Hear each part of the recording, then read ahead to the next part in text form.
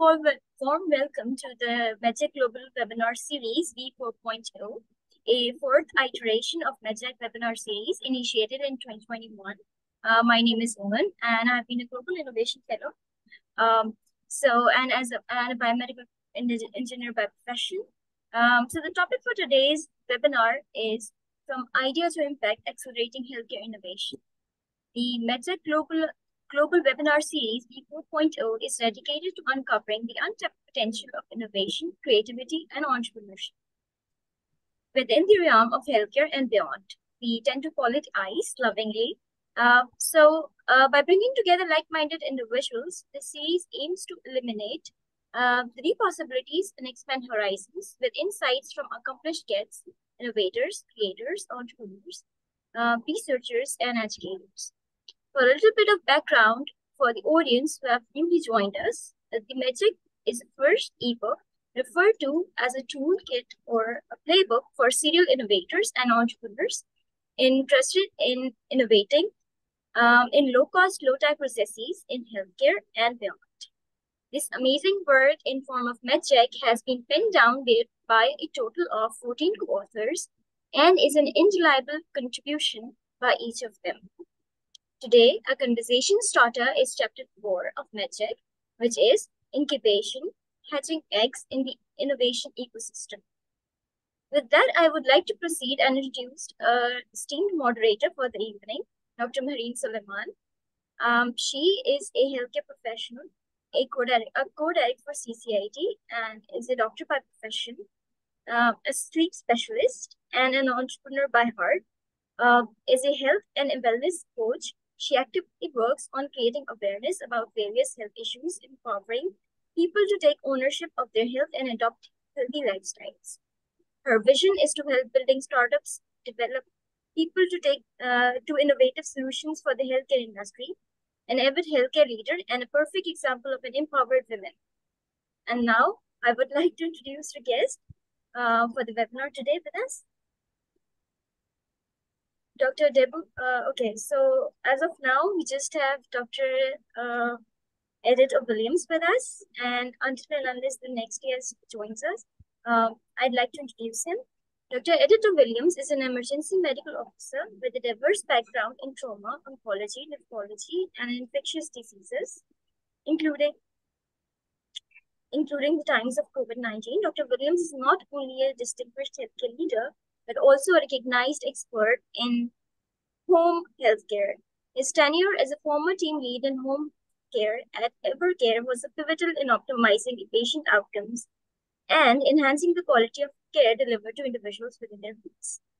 Driven by a fervent passion for innovation and patient-centered care, Dr. Williams is committed to advancing healthcare practices, ensuring that every patient receives the highest standard of care imaginable. Thank you for joining us, Dr. Williams. Thank you for having me. It's a pleasure. Okay, thank you. And just to mention of a few housekeeping rules for our audience before we actually engage in the conversation. So for the audience, I'd like to mention that before we engage in the conversation with our guest, we would appreciate for the audience to mute the mics and turn off their videos for the session. And all of your questions, comments, suggestions, and queries will be entertained through and through in our chat space. And your interaction is and will be highly appreciated. So with that, I would like to hand over the session to Dr. Marine to engage in conversation until your next guest arrives. Thank you, Iman, over to you for that lovely introduction and getting us started. Thank you once again, Dr. Williams, for joining us. So without much ado, I'm going to jump on to the first question. So you said you've read the chapter, and here's a test for you. So the chapter emphasizes the importance of mentorship and network building in the success of incubated startups. And entrepreneurs effectively utilize these networks to navigate the challenges of bringing innovative healthcare solutions to the market.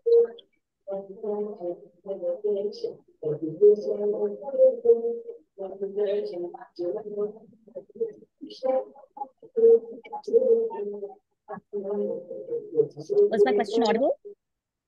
Could you take that again? I think we got a bit distracted.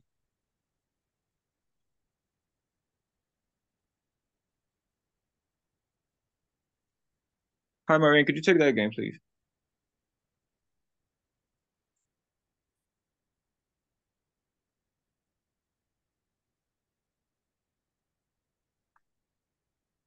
Dr. Williams, was my question audible? I got the beginning part of it. You were asking if Of or course, how I'll repeat it. how the No incubation problem. of Yeah, no problem. I'll repeat it. So the chapter on incubation, it emphasizes on the importance of mentorship and network building in the success of incubated startups. From yeah. your perspective, how can healthcare professionals and entrepreneurs effectively utilize these networks to navigate the challenges of bringing innovative healthcare solutions to market? All right, excellent. So the networks for mentorship are extremely vital for birthing innovative ideas. Now, when you have an innovative idea, it comes up mostly as a spark and is usually incomplete. It's incomplete, first of all, in its original sense, in the actual content of it is usually incomplete.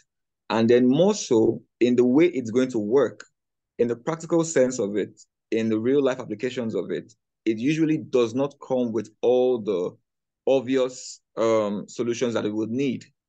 This is where the networking comes in. This is where the mentorship comes in. So a lot of times innovators like Dr. Assad would say a lot are crazy people, you just wake up and think you can change the world by a single idea that came to you in 5 seconds or 10 minutes and all of that. But there's a lot more practicality to making that idea become a reality. And this is where the place of mentorship in the healthcare sector comes on board. First of all, mentorship is relevant, first of all, for validation. To let you understand that what you're thinking are the right thoughts. The ideas you're having are the right ideas. Because a lot of times, the first thing that happens when you have an idea is that you doubt yourself. You doubt if this thing will pan out. You doubt if this thing will be as you've imagined. You doubt if you're in your right senses. Why am I the one thinking about this first? If it was real, somebody should have thought about it 2 years ago, 5 years ago. But when you have a mentor and you speak to that mentor who has been down that road, he can tell you, you know what, this idea is valid. And that for me is almost more than half of the success of any innovator. Right. So first of all, to help validate the idea, and also in the same way, to help fine-tune the idea if it's not valid, to help let you know that this idea is not valid. It can be valid if you do this, if you add this, if you remove this, if you broke it down into these steps, you're thinking in too much of a lump sum, itemize these things, start here. So all of these things are where this mentorship comes in. And then, like I said, beyond the actual integrity of the idea itself is the practicality of that idea. How to move it from fragments of thoughts to realities on ground. It's a long distance. I can tell you, because I've walked quite a distance. It's a long distance moving from the thoughts to actually having the things you dreamed about be a reality. And there can be so many pitfalls that could not be anticipated. Most innovators are very intelligent and they depend a lot on their intelligence. They postulate, they hypothesize. All your hypotheses put together, you will still meet a lot of loopholes. And this is where that mentorship comes into play. Now, not just the mentorship, is the networks. Now, yes, you have the right idea. Yes, you're on the right course. You've gotten the right guidance. You know exactly what to do. But the resource of people can never be overemphasized. The resource of people can never be overemphasized. And they are the bridge between you and the reality that you want to demonstrate or manifest. So these networks come in place and provide you valuable resource in terms of personality, in terms of connections, in terms of introductions, in terms of actual, even valuable straight up material resources to make these ideas that you've thought about in your innovation come to pass and are real. So they play a very vital role. It's too important to have that mentorship It's too important to have those networks. You know, they say something in Nigeria over here, because I didn't mention I'm in Nigeria right now. So they say something in Nigeria. I said, if you want to go far, go with people. If you want to go fast, go alone. So for an innovator, you need to go far, because that's where the reality of your ideas come to pass. And in going far, you're going to need that home base. Yes, and I forgot to mention the mentorship and your mentors serve as your home base. As you know, just like a child is born and is going through adolescence, going through all of that, there's a lot of peer pressure in quote on the outside. And if he doesn't have a strong foundational um, home base, he's easily moved, he's easily distracted, he's easily discouraged. But the mentorship serves again as your home base. It's where you come back to when things have gone south on the first plan. You come back there to the drawing board of your mentors. You come back there to the drawing board of your network. You come back there to the drawing board and say, how do we get it right? Where did we get it wrong? Because in innovation, you will definitely have many pitfalls. No matter how well guided you are, you will do a few things wrong. No matter how well guided you are, you need to be able to come back to the home base and say, let's start again and get it right this time. Excellent.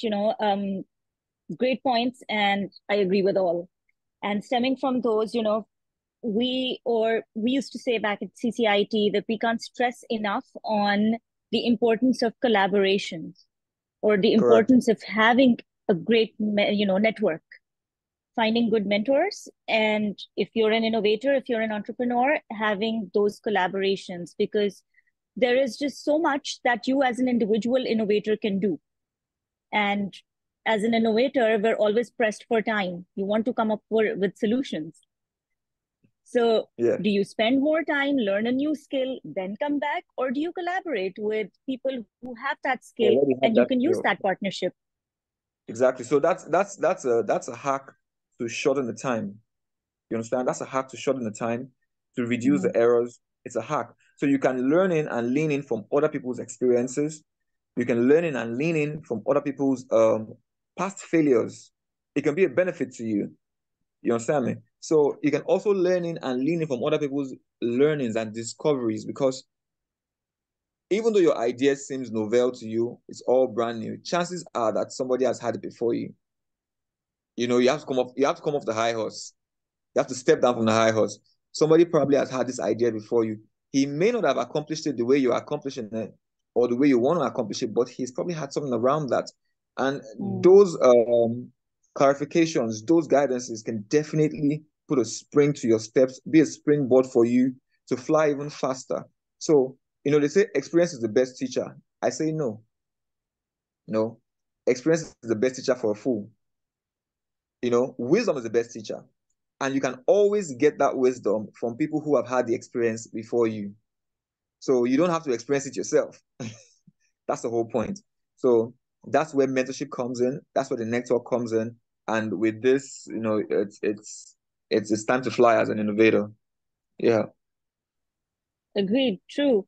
And there's also something that we would teach to our fellow incubatees and people who'd come to us. We would tell them, and this is also stemming from your answer. We tell them, failure is inevitable. So fail, and fail fast, and go back to the drawing board.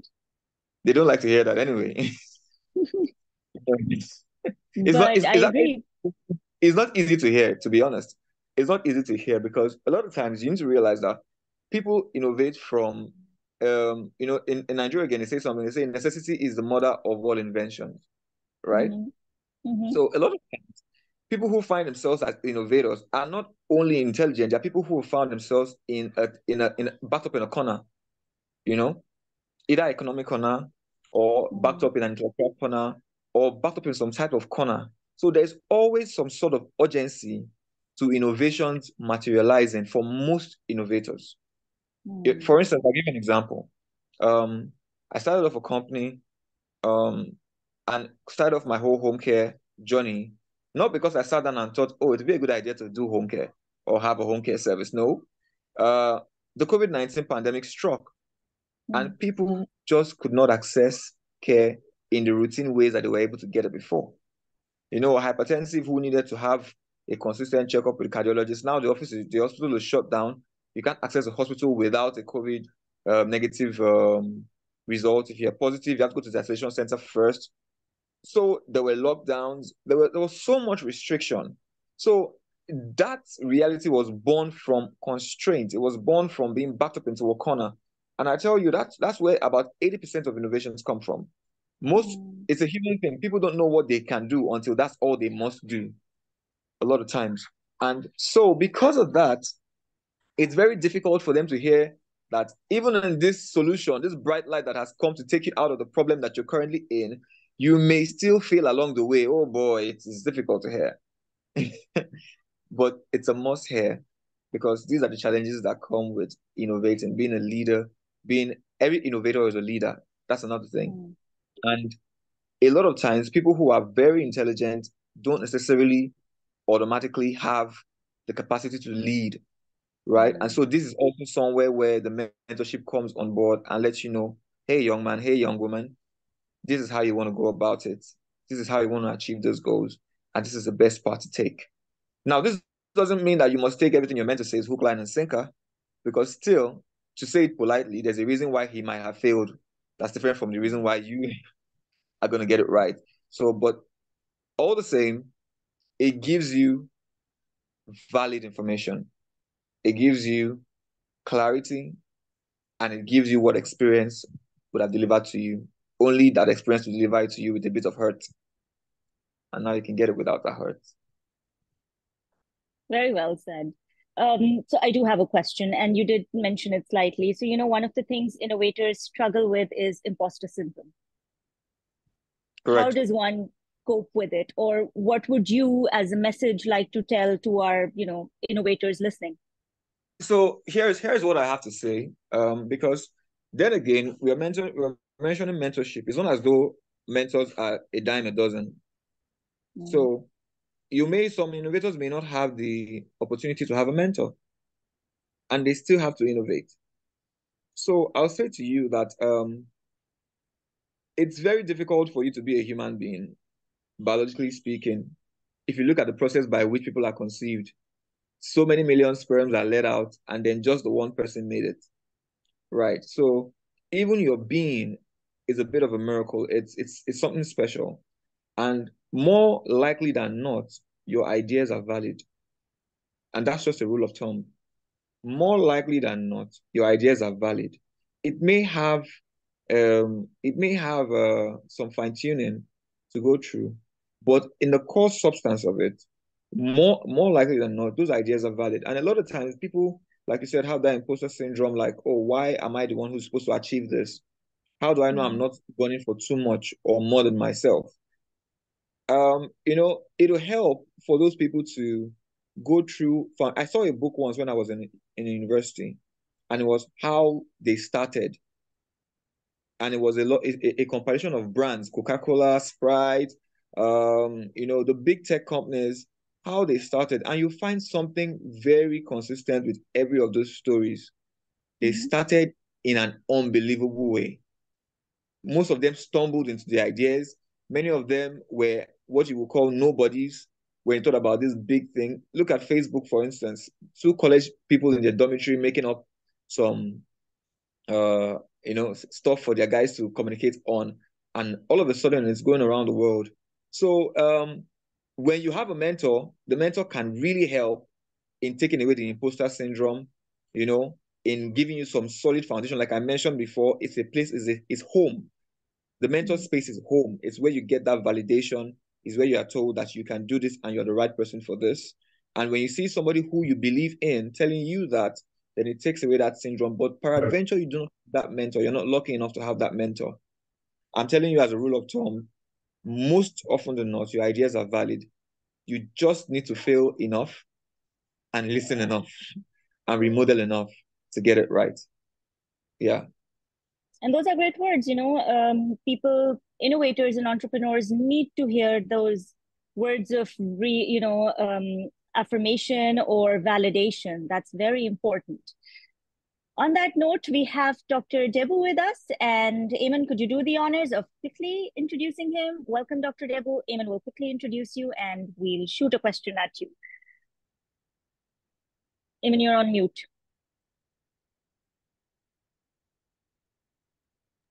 Okay, so for our audience who've just got to know that Dr. Debu is online with us. He's a second guest for the webinar. And just to introduce him, Dr. Debu is a trailblazer in healthcare innovation, currently serving as the Chief Innovation Officer as Evercare Hospital. Lucky Lagos he's a medical doctor by training with over 15 years of experience in healthcare. His rich background includes healthcare operations management, marketing, health policy, planning, and financing, strategic planning, performance improvement, and innovation management. He has an MBBS undergrad degree from the University of Sharjah, UAE, and a postgraduate degree in international health management from Imperial College Business School. Prior to the current role, he served as the founder and CEO of Doctora eHealth Limited and Doctora Consulting, both of which reflects his mission and unwavering commitment to the transforming healthcare delivery through innovation, technology, and strategic consulting services. Please join me in welcoming Dr. Odulana to our esteemed webinar. Thank you very so much. much for that. Glad to be here. So we do have a question coming up for you, Dr. Debu. So Chapter 4, in case you've read the chapter, just making sure, this is a test for you. So Chapter 4 describes an incubation program that supports healthcare startups by providing them with a structured environment and resources to develop and scale their innovative solutions. Given your background in leveraging innovation and education to improve healthcare delivery and reduce poverty, how do you see the role of such incubation programs in supporting healthcare startups in Africa? Thank you very much. I think the first thing to say as a response to that question is that we have limited resources. And limited resources forms the real foundation for incubation programs because as scientists and people in innovation, one of the key things you need to do is to discover and understand problems, come up with several solutions, and then while coming up with those solutions, you want to test those solutions for viability, for commercial potential, and for the sustainability. And that's where incubation comes in. With incubation programs, you're able to have the sort of right environment, the support system, the experts to guide you in those initial phases to help you keep the costs low. And get you access to the industry to get your tests done. So how quickly you can get your tests done and decide whether a product is viable or not is very crucial in this sort of space where the resources are limited. So that's number one source reason why these programs are important. But when we start to look at the reality of translating ideas into markets, we also now start to see that rapid iteration process that we have to go through as innovators have a lot of pitfalls, right? And those pitfalls are things that if you are working solo as an innovator can actually just take you off track. Now, when you are within a community, within a structured program, you are able to stay on track. You have motivators, you have other colleagues, other people who are working on different things, who are also facing failures or obstacles on a day-to-day basis. So that helps you to kind of keep going. So that motivational aspect is also very important. And then lastly, funding. So most incubation programs actually give you some funding to test out your ideas and just get you up and running. It's very difficult to run and work on an idea when you don't have money to get food to eat. So you need to have a roof over your head, you need food to eat, and then you need to pay your team. And that's another area where incubation really helps.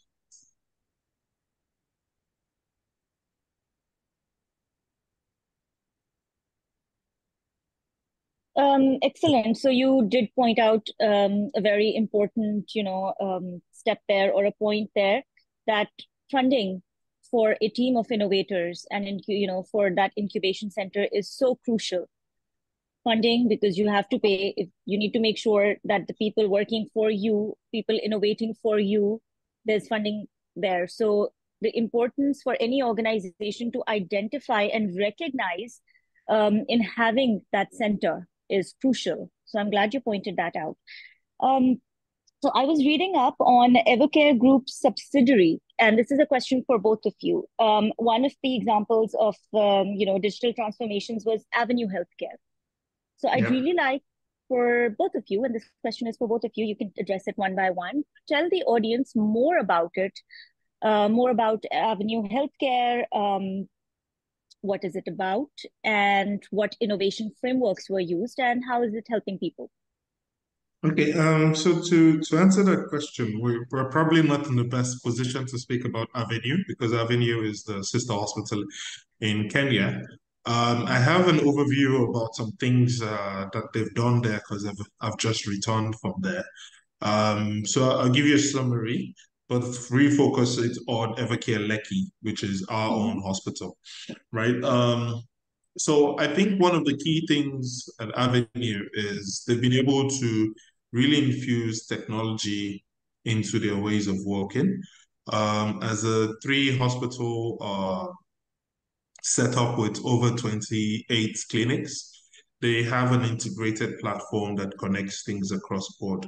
They also have standardization across how they collect certain types of data, especially patient experience data, and a lot of standardization as well as to how they disseminate information within the system, using a lot of dashboards and automations to track key metrics. So that is an organization that I would kind of describe as a learning organization that really uses data on a day-to-day basis for decision making. With regards, what is very interesting that I saw there, they have an AI-enabled ICU setup where the cameras in the ICU are able to take readings off the monitors and generate summaries for the patients. I think that significantly helps to shorten and reduce the burden in terms of time and resources that you consume from the human side in such very high demanding setups like an ICU. It also helps to get a level of accuracy, as well as do other things in quality and safety, like preventing and monitoring patient falls, incidents reporting, and other things. So, summary is they're a very forward-thinking organization. They're building to suit the market, and that market really is responding to the things that they're doing. Now, to bring it home to Lagos, the Lagos Hospital Evercare Lekki has a very strong digital foundation. And by strong digital foundation, we're saying we're essentially a paperless setup. We have a strong health information management system that encompasses everything we do. In addition to that, we also have started to build on that. So we've gone to a new version of our website that is quite intuitive, that allows patients to interact directly with the hospital in terms of booking appointments, in terms of sending in feedback, in terms of getting access to our special offers and packages. So a lot of those purchasing decisions can be done online. We're now taking things a step further to look at AI-enabled services, right? So in neurology and in chronic disease management, we're actually launching a suite of AI tools that help us with pre-consultation and post-consultation engagements with the patients, as well as coaching, because these are a lot of coaching-led disciplines, where if you have a patient with diabetes or hypertension, you really actually coach them throughout their lifestyle modification process, as opposed to actually just doing one-on-one consultations with them every 3 months or every 2 months. That day-to-day engagement is very essential, and we're looking into developing more tools to encourage that. We've done a lot of work around using speech to text generally within the hospital as a way to shorten the time the doctors have to spend with patients and spend with documenting actually on the platforms. A lot of the doctors have been using the Windows speech to text tool to help that process. We're actively trying to launch other solutions within the hospital. And our approach has been that when we see a problem that we really want to work on that has a commercially viable outcome in terms of outcomes or in terms of money, we essentially decide, do we want to do this internally by ourselves, or do we want to work with an existing health technology company or a technology company in the ecosystem? Based on this, we structure a workshop to really think about the problem, delve in and drill down to what the root causes are, and we start to ideate and work on the solutions as needed. Great. Thank you for that. Dr. Williams, would you like to add something to that? Honestly, not quite. The conversation about Avenue has been well taken care of by Dr. Debo, and he's also brought in some home views from the Lekki point of view at Evercare Lekki. So I think that covers most of that. That's great. The whole AI-based ICU system is really intriguing. Dr. Williams, I do have the question. The next question is for you. So reflecting on your experience in emergency medicine and your role in optimizing patient outcomes through home healthcare, can you discuss the potential impact of incubator programs on developing solutions for critical care and patient management outside traditional hospital settings? Yeah. So outside traditional hospital settings would be where you would totally need someone whose mind works as an innovator. Because all the things you take for granted within the hospital setting are shockingly unavailable outside the hospital setting. And I mean that in all the way down to the very base things. So for instance, you could have a physician go to a patient's place and he has seen this patient, evaluated this patient out of the home setting and thinks, okay, this person would benefit from some IV fluids and has brought all the things that he needs. You know, he's got the IV fluid with him. He's left the hospital with all the things he needs, minus the plaster, minus the drip stand, and he's stuck in the house. And you know, I'm giving a very base example now. He's stuck in a home, and there's no way to move forward to have that line opposed to the patient's arm and have the fluid go and have the fluid hung up. So basically, out of hospital care is one of the places where you need the most innovation thinking or innovative thinking, because nothing is set up for you. You have to decide how you want to carry out each of these activities. You have to structure these activities even while trying to keep it flexible. So I feel like the balance there is how you have a consistent structure while keeping it not losing the flexibility of the whole service that's out of the hospital care. So these hubs are necessary to help guide, just like we said before, help guide the innovator and know, okay, this is a way to go, and to also standardize for you. Because in the bid to solve problems, you can always go over the edge and be unethical or be unprofessional in the bid to solve problems. So before you get those errors, the hub kind of gives you a grounding, a foundation that that standardizes the actions that you take and the procedures you put in place to solve the problems for out of hospital care. Great. Important point for all innovators here that, there's a thin line. You have a passion to innovate and you have that passion of an entrepreneur in you, but you have to make sure you do it within the realm of ethics for healthcare.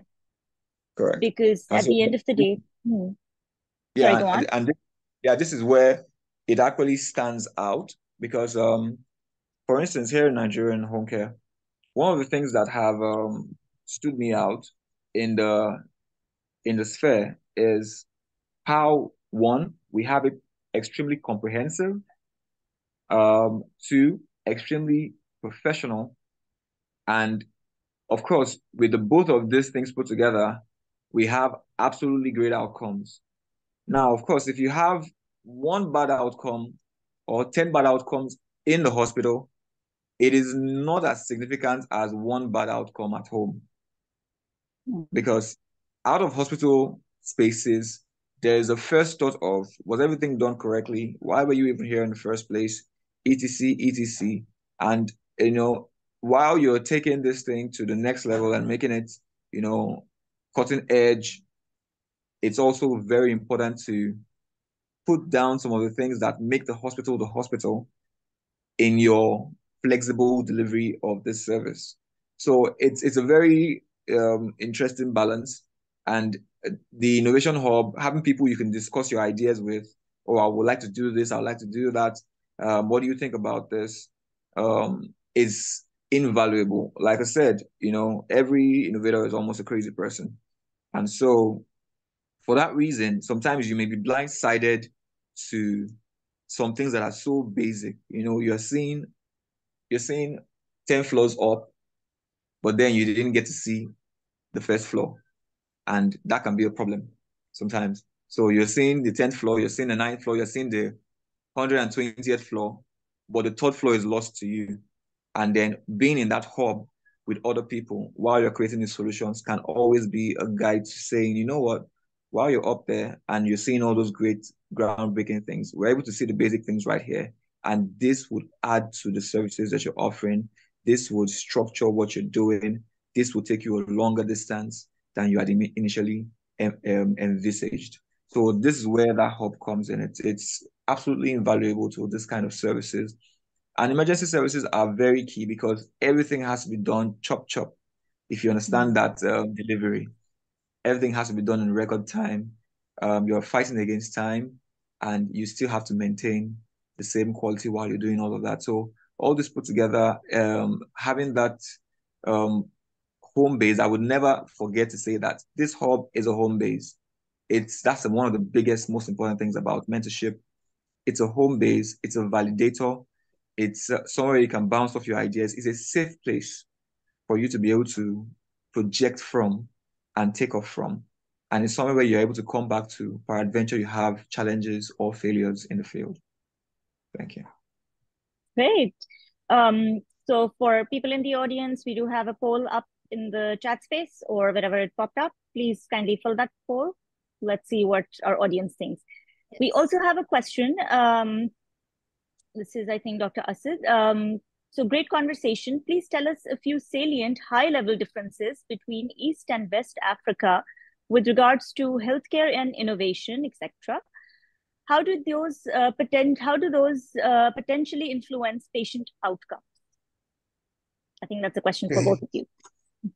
Okay. I'm going to answer that because yeah, he's just coming from the East Africa, if I'm correct.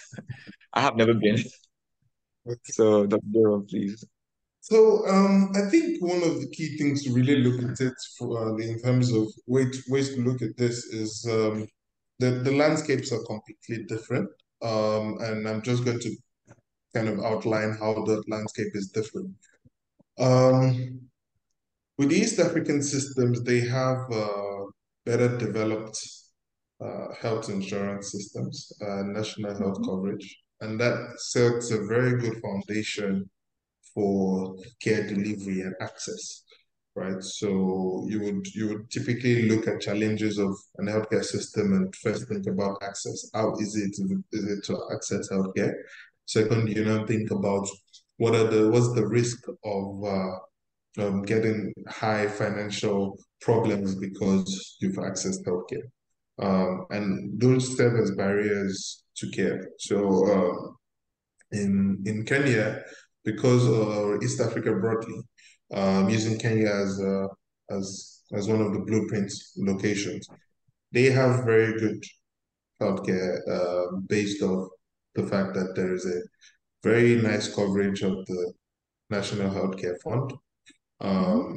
The health insurance system is working a lot better than we have here. So there's less burden on out-of-pocket payments. So we're looking at out-of-pocket in West Africa. Ghana does have a better coverage as well. So in Nigeria, we're seeing 70% of people paying out of pocket. In somewhere like Ghana, it's as low as 20%. There's also better health insurance thereabouts. If we also look at the skills, so the skills distribution in terms of the types of professionals that we have, the cadre of the professionals, how senior they are in the space. We have a lot of immigration issues from West Africa in comparison to East Africa. We're not saying that the people are not migrating away from East Africa, but it's less than what we're having around here. And then most times we also look at the fact that when people migrate, how easy do they come back? So the scenario where in Nigeria we've coined Jakpada. So Jakpa is when they leave, Jakpada is when they come back. So how much is the Jakpada in Nigeria or in this West Africa in comparison to East Africa? More people are returning on the other end in terms of going for short periods and then coming back to establish within their ecosystem and run things. The next part is regulation. Regulation kind of tied to the key areas of regulation around payer management.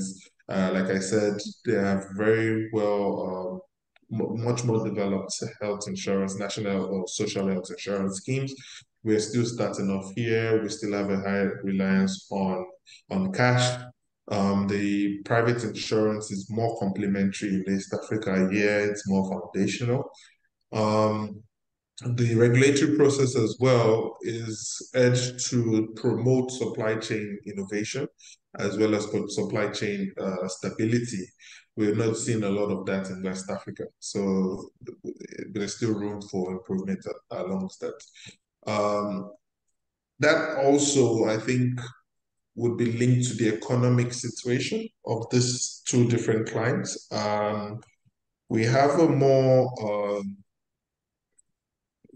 despite having a larger economy, our economic approach to delivery and the distribution when it comes to actual access to care is very fragmented when it comes to healthcare. Purchasing power is also lower because the majority of the people who have funds also prefer to spend outside the country. And this is not the same in East Africa where there's more in like patronage to the internally generated sort of value. That aside, I see that one major difference also is the presence of M-Pesa, right? So I've seen that M-Pesa is a very strong driver for innovation and growth in East Africa. And that system makes it a lot easier to pay. It's a sort of mobile wallet system that makes payments a lot more easier. In comparison to our approach where we have instant transfer here in West Africa, that M-Pesa system is a driver for innovation because people are now a lot more tech savvy in terms of use of mobile than in Nigeria where that mobile penetration might not be as great. So those are key subtle differences and that might affect the reception of innovation. And then lastly, when we look at things from the political and social / socioeconomic point of view, you have people who are a lot more interested in trying things due to the nature of the market. So, posterity also pushes innovation. Yeah. Dr. Idris, I think you have a hand up. So that's excellent because, so many points for an innovator to consider. It's not just a straightforward innovation. There's so many factors to consider when you want to solve other people's problems or you want to, ensure healthcare runs smoothly. So thank you for pointing those out. Dr. Idris has his hand up, so you can unmute yourself and ask your question. Yes, thank you, Mehreen, for giving me a chance to state that innovative idea here also. Last time we have a group presentations here in Evercare Lahore regarding the ICU problems and applying the design thinking approach to for the solutions of that problem. Out of many conversations, we got a brilliant ideas regarding the smooth running of the healthcare process, healthcare delivery process as a whole, and specifically inside ICU to create a more humanized and more empathy related approach for the patients for the best healthcare delivery. There were presentations. I want to ask that if we pitch in those presentations here as an innovative ideas in our conversation, it would be a very helpful approach for all the innovators to get the new instance of creating more good and very approachable healthcare delivery systems overall, particularly in intensive care units. The best thing in those presentations were about humanized ICU protocols, because a human-centered designed approach was created for all things. So humanized intensive care unit protocols were discussed there, and it was a great area of interest between all those healthcare professionals. So I want to say that if we can get those ideas in, we can have a very bigger picture of innovative ideas also. Thank you. Great. Thank you for sharing that suggestion. And I think everybody here has heard it. So we'll keep that in mind and we'll work on it. A platform where people can come and present their ideas and get critique for it and see what works, what doesn't work, collaborate, network. All of the points mentioned, it's a great idea. Thank you for sharing that, and we'll keep that in mind. Thank you so with that, Hi. Hi. This is Asad. How's everyone? So I just wanted to add, can you hear me? Yes, we can hear you. Yes, sir. Yes. So first of all, thank you very much, Debu and Williams, for being as speakers. And so Idris was there. I just got back from Lahore today. And so Evercare Lahore, where we also implemented a design thinking workshop. And we've done this at Lekki and Nairobi, and our third place has been Lahore. So I think what Idris is alluding to could be really interestingly done through the Medjack webinar session as well, where we invite Idris and maybe one more person from Lahore, and then they can give their experience of how they've been innovating at Evercare in Lahore. So that's one approach. But I also was telling them, Debu and Williams, that once they have their pitches refined, they could present to you all as well, and you could give them feedback. You could be the reviewers for their presentations or their ideas around critical care units, low, middle income country settings, critical care units, and how you can innovate over there using design thinking approaches. Because now all three hospitals have been taken through that kind of an approach. So it's just a suggestion. And thank you for sharing your idea, Idris. Thank you, sir. Thank you, sir, for elaborating my point of view. Thank you.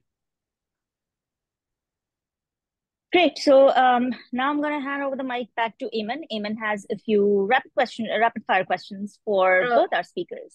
Okay, so thank you, Dr. Marine. This was a very surprise element for our guests. There's a rapid fire questions. We have 4 set of questions, and I'd like to address them to you. But what you can do is that for each question, you can take turns to answer, right? So it will be like a 4-minute session. And here's your first question. So your most favorite innovation in the field of healthcare, what would it be? Is that for me? For both of you. Okay. Most favorite what? Most favorite innovation in the field of healthcare. My favorite one for now would be the home antenatal care. it was a very daring move.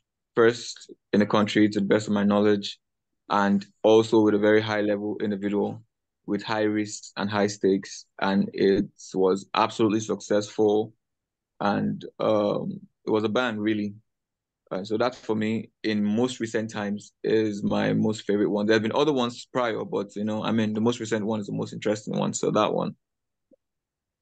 Thank you, Dr. Eric. Next, Dr. Debbie, what's your most favorite innovation in the field of healthcare? Penicillin. Penicillin. It's first antibiotic. I think it's the philosophy around how it was discovered has led us to discover a lot more things in that field. So it's a massive groundbreaker. That's inspiring. Okay, the next question for both of you is that what's your favorite or last read that inspired the innovator within you? What? The what? What's your favorite last read that has inspired the innovator within you? I'm not sure I got that. Your last read, something that you read last that has inspired you. Yep. Oh, I see. Interesting. That would be the book I mentioned, How They Started. It's a comprehensive stack up of how major multinationals started their companies, and that for me was a very major inspiration for me. Great. And Dr. Debu? Start with why. Simon Sinek. Great, inspiring. So the third question for both of you would be, what are the top 3 attributes that leads someone to grow from idea to making an impact? Just what our introduction as well is for the webinar today.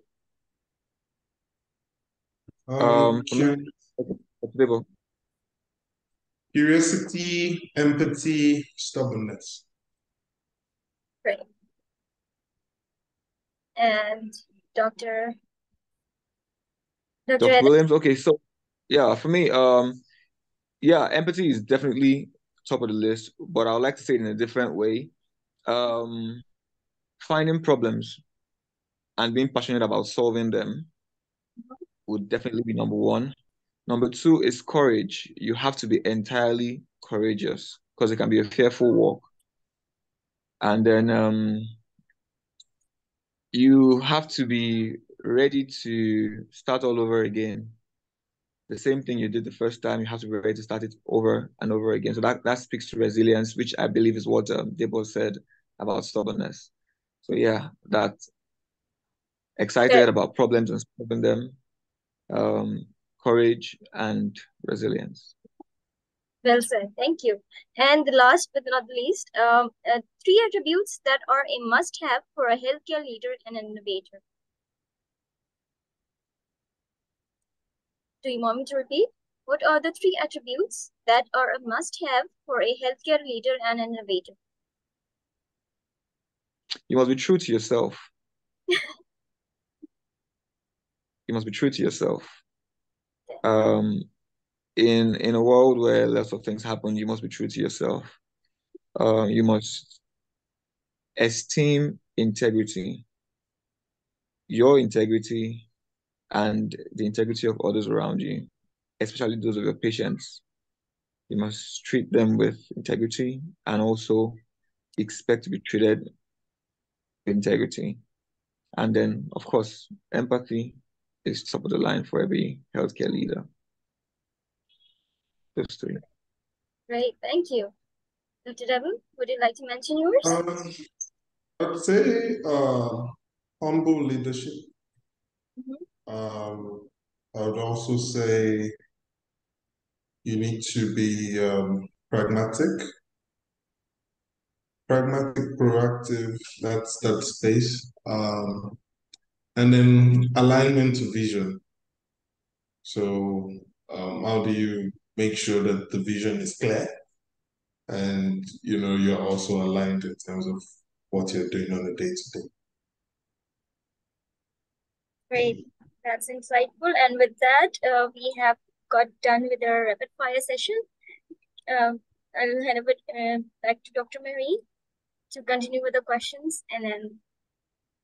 Thank you, Ayman, and thank you. I really enjoyed all the answers, got to learn and got reminded of, qualities.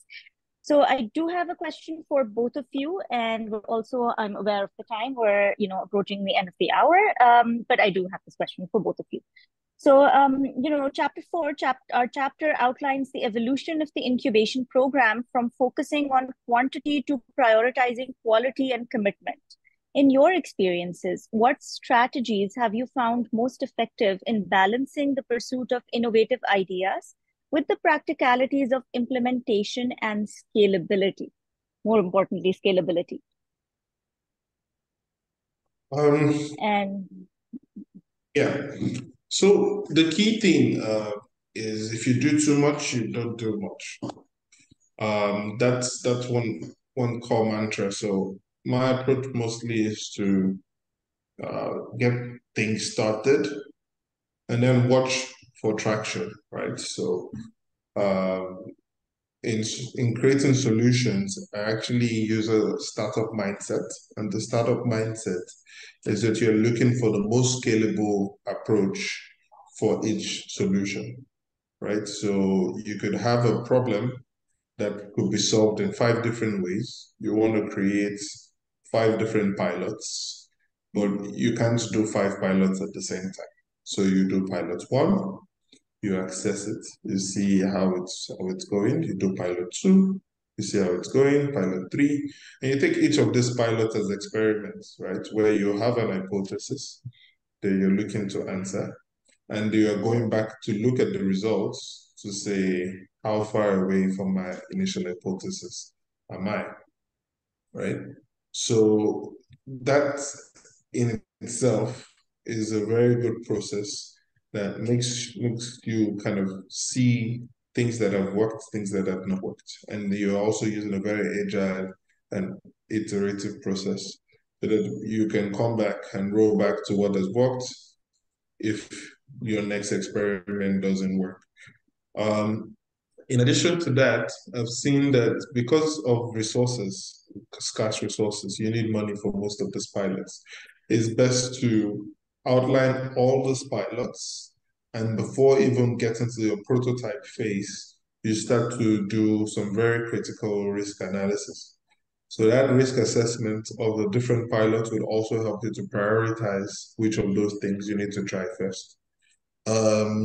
One of the ways to do this is to actually look at existing products that are or existing solutions that are similar and how those things are doing in different markets and different spaces. Because the truth is the problems can be unique, but the solutions are rarely new. So you're going to try something that failed for another solution to see if this works for this problem, right? So that process, you really have to think about how do you keep your costs low. And when you're trying to keep your costs low, one of the key things to do is to do very, very low cost, low fidelity prototypes that you could use to quickly test the market and see if there's an angle there or not. Great. And what are your comments on this, Dr. Williams? All right, so I would like to focus on scalability. And the tricky thing about scalability in innovation is that, well, the first thing about it is you have to make a critical analysis of all the solutions that you provide or all the services that you provide.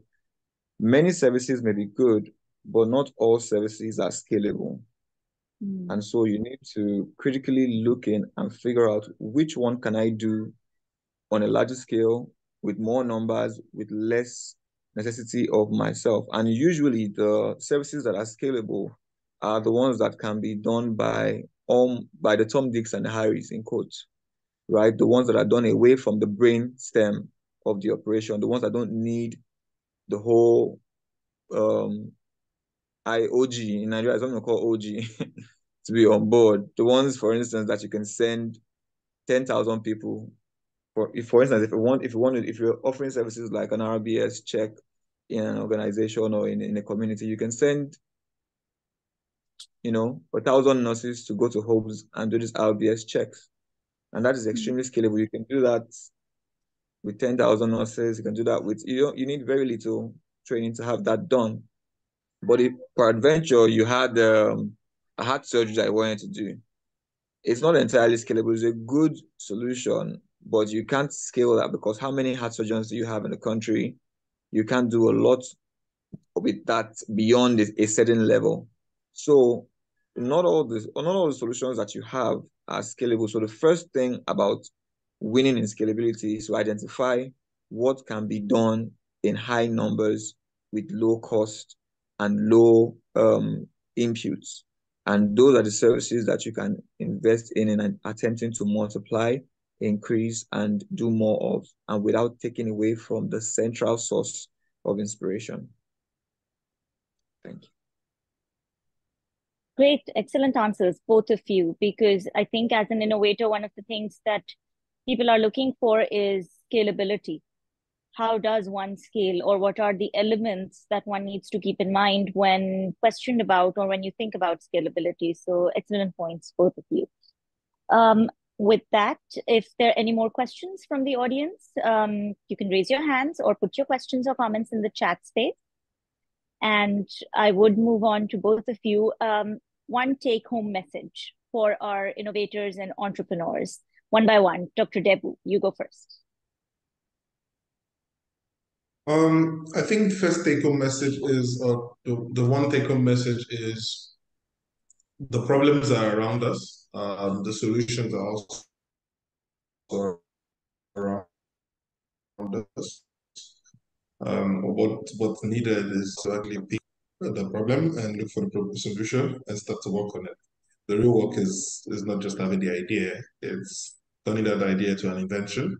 And invention is not the end. Invention is actually the beginning, because invention and innovation are different. When you invent, you've created something of value.